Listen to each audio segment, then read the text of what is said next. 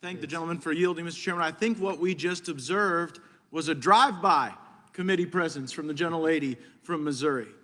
And what I would reflect on is that if someone is the victim of an armed robbery, they don't need a green space. They need a local government willing to fund their local police department.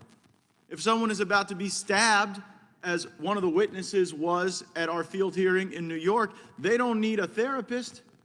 They need force to be able to respond back, and they need the law on their side, which is why I've introduced a national stand your ground bill that I believe the committee ought to hear.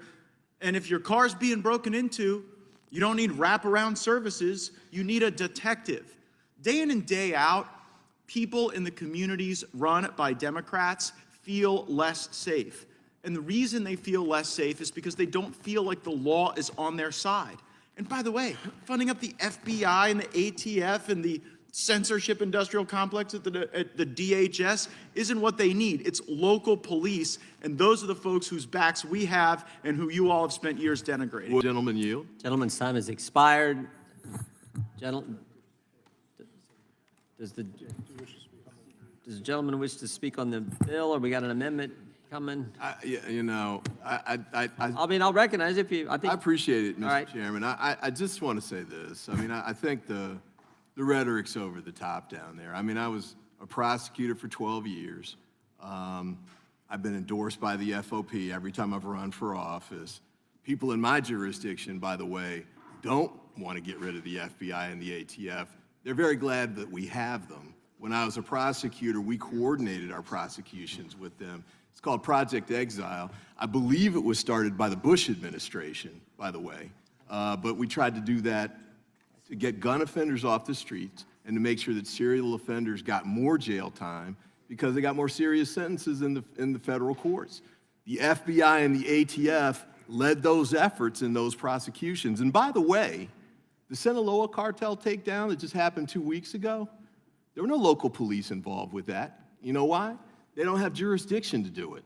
FBI, ATF, Homeland Security, all were involved in those in that takedown. When you guys complain about not doing enough to stop fentanyl, guess who it is that's working it? It's FBI, it's ATF, it's DEA, all these federal agencies that you want to get rid of. We need them to do that work. I think we also need the local police to do the work too. And if you find some place where Glenn Ivey said defund the police, I'd love to see it. But I think we need both. I'm glad that you all see the need to have, I think I'm hearing today, federal law enforcement handle cases as well.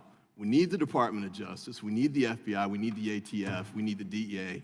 We need help from all of them to deal with the major international problems that we've got going. I yield back. Gentleman yields back. Chair recognizes himself. Yield to the gentleman from Florida. I thank the gentleman for yielding, and I wouldn't want anyone in the minority on the committee to be of the view that we think that every single Democrat holds the defund the police view. Matter of fact, we don't think that, and I think the gentleman was correct in referencing we've got Democrats who've been a part of keeping our community safe, and we thank you for that. You're patriots for offering to do that. But when the Democratic Party elevates to the position of chair of the crime subcommittee, the very leader of the defund police movement, you don't have to be for the defund police movement to be supportive of, I think, some pretty dangerous platforming of ideas that make people in our communities less safe. And there's been much discussion of these crime rates. And what I've noticed is that in some places, the crime rate may be higher in red places because those crimes are actually acknowledged practically with arrests and criminal process, where in a lot of places like New York, things like shoplifting aren't even a crime anymore. Would the gentleman yield for a moment? I would. Would you agree that it's helpful to have the FBI, the ATF, the DEA, and the Department of Justice to prosecute federal crimes? Would you think it's a good idea to keep them around? Just as you've not called to defund the local police, I haven't called to completely defund the FBI. What I've said is if they don't come to heal, and if they are not responsive and constrained by their authorities, because Mr. Ivey, I think it is fair. Gentleman from Florida controls time. I think it is fair to be critical of an ATF that imposes zero tolerance on people, and then they lose their own guns. They keep records in the hundreds of thousands they're not Would the supposed to gentleman keep, yield? and then they don't. I just want to ask about your legislation. Yeah, 'Cause I'm your here legislation to is discuss. one line. Yeah. And all it says is, we're going to shut down the ATF. It doesn't say anything about all of the other stuff you just mentioned. Well, that's All because it I was does is talking it about says the we're gonna shut FBI. it down. As to the ATF, I would invite your co-sponsorship to that legislation. I think it's crazy. Why would you want to defund the ATF? Because the ATF has so greatly exceeded their authority, they are punishing regular Americans with no basis and soaked in the hypocrisy of seizing documents and holding records that even the Department of Justice,